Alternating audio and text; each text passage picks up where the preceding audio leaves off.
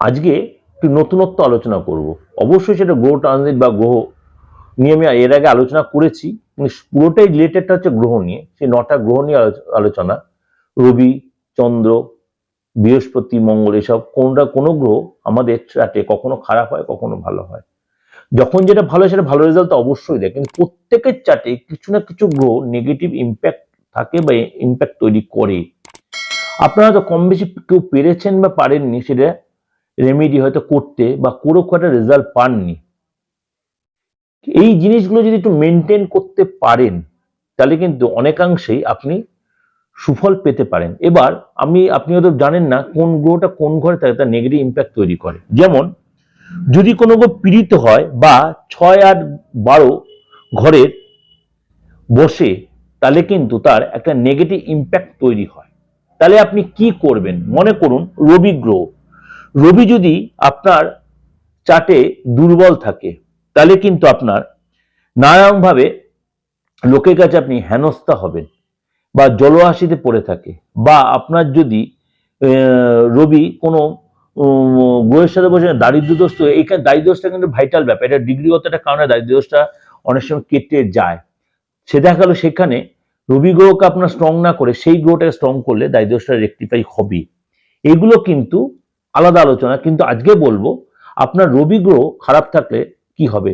আপনি হয়তো অনেকদিন সরকারি চাকরির চেষ্টা করছেন, সেই জায়গাটা পাচ্ছেন না।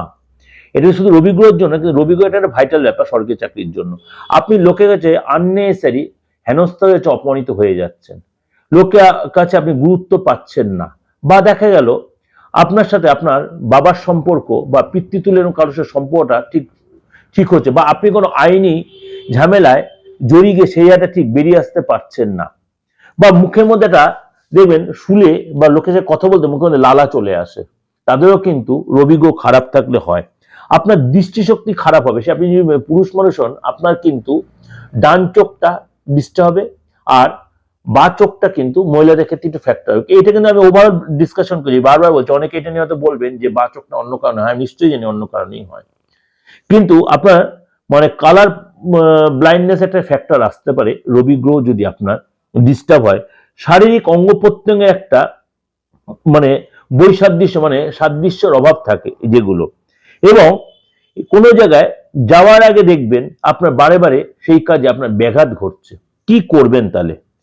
অবশ্যই আপনি চেষ্টা করবেন রবিবার রবিবার কাউকে কিছু খাবার আগে নিজের খাবার থেকে আগে একটু তুলে রাখবেন। অবশ্যই এঁঠো খাবার কাউকে দেবেন না। যাদের রবি ডিস্টার্ব, আপনার এঁঠো খাবার কাউকে দেবেন না। আপনি খাবার পাতে যেটা নেবেন, মাছ মাংস যা নেবেন বা আমিষ হোক নিরামিষ হোক যাই খান, আপনি আপনার খাওয়ার পুরো খাবারটাতে কিছুটা নিয়ে আপনি আগে একটা পাতের মধ্যে বা একটা থালার মধ্যে রেখে দেবেন। ওটা রেখে দেবেন সেই রবি গ্রহের উদ্দেশ্যে। আপনি 12 বলছি, আপনি খাবার আগে রাখবেন একদম, সেই নুন থেকে একদম জল অবধি পুরোটাই আলাদা করে রাখবেন। প্রত্যেকদিন কন্টিনিউ 3 মাস এই কাজটা করবেন, করে দেখুন। আর আরেকটা কাজ করবেন, কোনো কারোর কাছে ফ্রিতে কোনো উপহার নেবেন না, বা ফ্রিতে কারোর কাছে খাবেন না, বা কেউ যদি আপনি কিছু দেয় উপহার, তাকে 16 আনা হচ্ছে 1 টাকা হিসেবে তাকে দেওয়ার চেষ্টা করবে। এবং মায়ের কাছ থেকে বা বাবার কাছ থেকে কিছু আপনি নিয়ে নিজের কাছে রাখার চেষ্টা করবেন। কোনো শুভ কাজে যাওয়ার আগে চেষ্টা করবেন, যাদের রবি গ্রহ ডিস্টার্ব, অবশ্যই মুখে একটু মিষ্টান্ন, বা অবশ্য কিছু না হলে একান্ত যদি না পায় একটু চিনি মুখে দিয়ে বেরোবেন। একদম খালি মুখে, সে আপনি যদি বাচ্চাই হন বা বয়সী হন, যেই কাজেই যান, পরীক্ষা দিতে যাচ্ছেন বা চাকরির উদ্দেশ্যে যাচ্ছেন বা কোনো ব্যবসার উদ্দেশ্যে যে কাজে যাচ্ছেন, কোনো শুভ কাজে যাওয়ার আগে অবশ্যই মুখে একটু মিষ্টান্ন, একান্ত কিছু না হলে বাতাসা খেয়ে বেরোবে। একদম খালি মুখে আপনি কোনো কাজে যাবেন না। আর চেষ্টা করবেন যাদের রবি, অবশ্যই গুরুজনদের খুব সম্মান দিয়ে কথা বলতে। আর প্রত্যেক দিন সূর্যকে অর্ঘ্য দিন। কি করবেন? তামার পাত্রে বা কাঁসার বা পেতলের পাত্রে 1 ঘটি জল নেবেন। এরকম ঘটির মধ্যে 1 ঘটি জল নেবেন। অবশ্যই সেটা স্টিলের পাত্র কিন্তু নেবেন না। তার মধ্যে একটু সিঁদুর দেবেন, লঙ্কার গুঁড়ো দেবেন, লাল লঙ্কার গুঁড়ো আর সিঁদুর দেবেন। অবশ্যই সেখানে গিয়ে বট গাছে বা কোনো গাছে আপনি জলটা ঢালবেন। আর সেই সূর্য মন্ত্রে ওং জবা কুসুম শঙ্কাশং, বা সূর্যের উদ্দেশ্যে মন্ত্র ওং জবা কুসুম শঙ্কাশং কাশ্য পেয়ং মহাদুতিম ধন্তারিং সর্ব পাপগ্ন প্রণতস্মি দিবাকরম। এই মন্ত্র অন্ততপক্ষে 18 বার জপ করবেন। আর অবশ্যই চেষ্টা করবেন রবিবার একটু নিজে দই খেতে এবং খাবার পাতে অবশ্যই নুন ছাড়া খাবার খাবেন। আর জবা কুসুম মন্ত্রটা সকলে যদি নাও বলতে পারেন, হয়তো প্রত্যেক কম বেশি জানেন, এই বীজ মন্ত্র অবশ্যই জপ করবেন যখন সূর্যের উদ্দেশ্যে যখন অর্ঘ্য দেবেন। এবং এই ওম রাং রিং রোং স সূর্যায় নমঃ। ওম রাং পূর্ব দিকে মুখ করে অবশ্যই দিনের আলোয় করবেন। সকাল 8টা থেকে দুপুর 1টা বা 2টোর মধ্যে করবেন। এটা 1টার মধ্যে করতে, 12টার মধ্যে করতে আরো ভালো হয়, কারণ সূর্য তখন পূর্ব দিকেই থাকে, সেই দিকে উদ্দেশ্যে করবেন, খুব ভালো হয় তাহলে। কারণ 8টা থেকে 12টা, 8টার সময় সূর্যের তেজটা হয়, ওই জন্যই বলা। 12টা অব্দি সূর্যটা কিন্তু মানে আস্তে আস্তে মাথার উপরে চলে আসে, কারণ যতক্ষণ পূর্ব দিকে থাকে ততক্ষণ এটা করতে পারলে বা সূর্যের এই মন্ত্রটা জপ করতে অনেক বেটার হয়। সূর্যকে অর্ঘ্য দেয়, ওটা হচ্ছে বেস্ট টাইম।